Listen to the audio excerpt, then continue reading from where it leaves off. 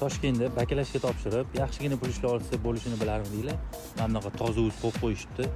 Hozir bitta qanaqa ishlashini ko'ramiz. Mana buga nomer yozilar ekan.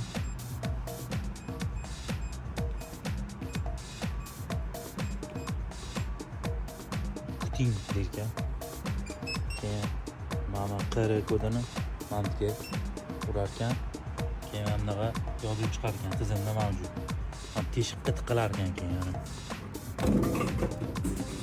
Mana bitta bor deyapti. Mana. Bo'ldi. O'zini prilejeniyasi bo'lar ekan. Mana bitta. Hop. Bitta bakalashkaga 28 so'mdan berar ekan. Bunga ishonib ishdan bo'shab o'tirmanglar. Toza o'z ekan. O'zini andaqa prilejeniyasi bor ekan.